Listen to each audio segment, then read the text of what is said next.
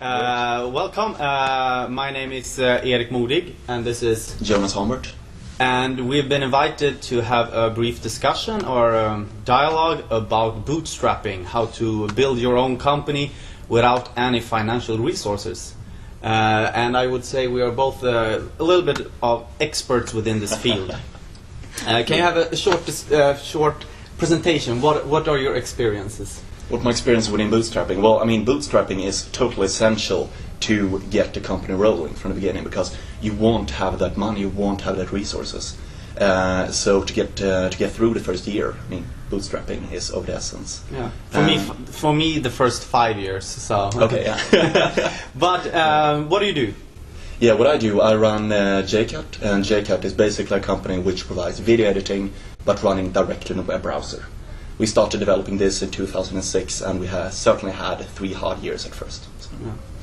Yeah, my background is I'm an artist, so I have run 2 galleries, and I also have a lot of different cultural, arty projects and different kind of companies and brands. Yeah. So that's my background. So what would be your best tip? I actually got 3 tips.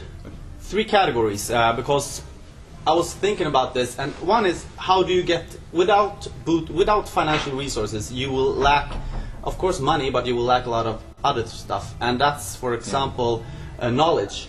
A lot of the knowledge that you can buy within a big company, you will not have the possibility. So I would say you won't have the knowledge, you won't have the company resources, and you won't have the personal resources, because face it, you're an entrepreneur and you have to survive as well. So my first tip is about knowledge, and I think it's good to if we divide it in these 3 categories. Yeah, sure.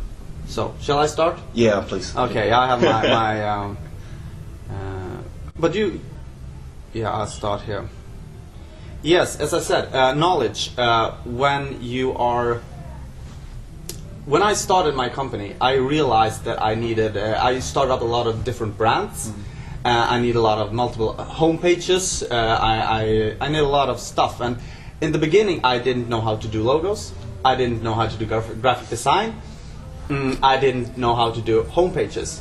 Now, 6 or 7 years later, I'm actually a consultant within graphic design.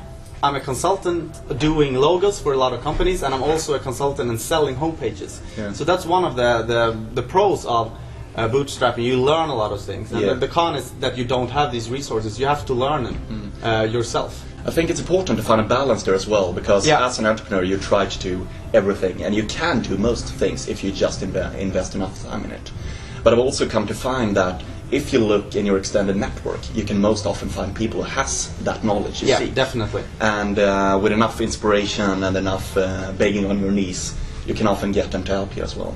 So that would be my tip within the knowledge section. Yeah. One tip is that usually when you have a small company, you usually work with a lot of other bigger companies. Yeah. And what I find really interesting is when they have hired consultants. Like you have this huge company and they have like a PR agency, advertising agency, and usually if you do a project with this big company, you can ask their consultants. I actually had a PR firm working for my company, but they were actually hired by this other company that was sponsoring or co-funding this event. Yeah. And that was really convenient. And also a lot of web designers and things like that, they were like, yeah, I know that we're going to do this project, but can't you do a little bit in this project as well? So use bigger companies' consultants is a really good tip.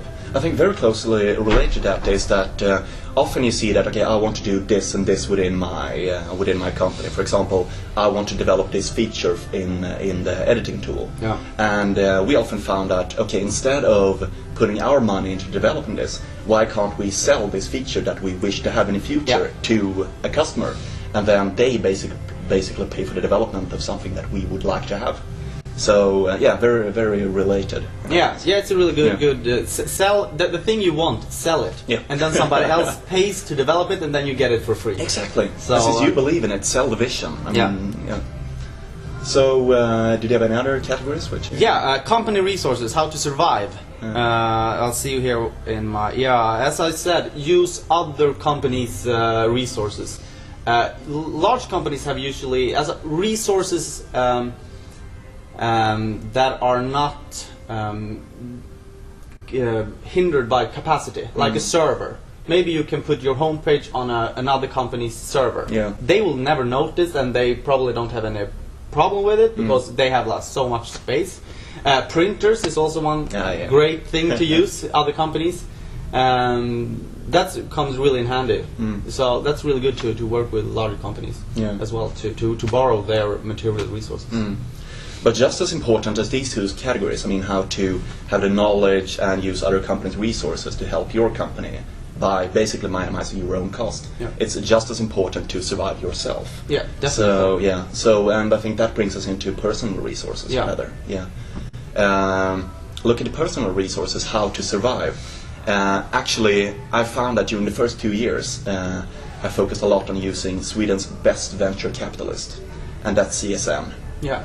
So there were a lot of calls to CSN saying, okay, I'm still studying, kinda. I haven't really taken all my points, but I am studying, so please continue to give me some more money just for 6 more months. Yeah, I've studied, I think, like 1 year, just stray courses that at Stockholm University just to get those extra points. I like call it. So, if you would like to give me money the next year, how many points do I need now? And they're like, what do you mean? Yeah, just give me a figure. They're like, 12. Okay, I'll get back to you in a couple of weeks. Then I have 12 extra points, and then they keep sending me the money. Yeah. Yeah, I recall that. So that's really good. So how long have we been? I don't know. Do you know the time? How much time do I have? Well, you can go on a little more if you have time. I have a personal resource about borrowing money. That's a really big issue when you start up a company and you don't have the money and you need to borrow money. And I actually have 3 tips there. Only borrow money from family, and don't borrow money if the person's need it back. Yeah. And especially if they don't need it back soon. Actually, you should borrow money, but you should actually say to them, there's a possibility that you will never get this money back. Just say it to them, so they realize that, because it will happen. Sooner or later, it's not that much money, but it will happen, and then it's better to stay within the family. But I would say borrowing money from people gets you into trouble if they expect it to get it back. Yeah, true. It's interesting. We have had quite a few to sum up here. Okay, use other companies' resources. Use your extended network to get knowledge to yourself. Use CSN. Borrow money only from people who you know don't need it back. But I mean, these are all very solid tips. But I also think one thing I found to be the most important thing when bootstrapping is to make sure all your colleagues in this company feel the same ownership of the company and ownership of the product as you do. Because then they will also start to feel that, okay, every kroner I spend, that's also my money I'm spending. And just by having that sort of mentality, you see costs go down automatically because people don't want to spend. So. And also the good side of bootstrapping, when you don't get external resources or external money, you will own 100% of your company, and that's a huge resource because that's the motivation. Then you get the motivation. For example, if you just own 10% of your company, maybe you don't have that much motivation, but if you own 100%, you know that every dollar you make, that's your money. So that's really good. And it's also a resource you can use to distribute to the people that you truly, really deeply believe in, to motivate other colleagues further. Yeah, and also to have the ability to make decisions. I have a lot of... when you own 100% of your company, you can make decisions like that, really tough decisions. You don't have to go to external another investor and ask, like, are we going to do this or that? So that's also a really good thing about bootstrapping. But hopefully we have delivered a few quite solid tips there. And did you have anything you wanted to add? I'm looking here at my notes. Yeah, usually when you go to seminars, startup seminars, they're like, oh, you have to go there and listen and take tips and take tips. I found that I learn more from talking. You should go to these seminars, not go there to listen. Go there to talk. Yeah. That's the best thing, because when you hear your own words about your own company, you're like, oh my god, is this what I'm doing? And things like that. So that's also comes in handy when you don't have the money. Okay, so great.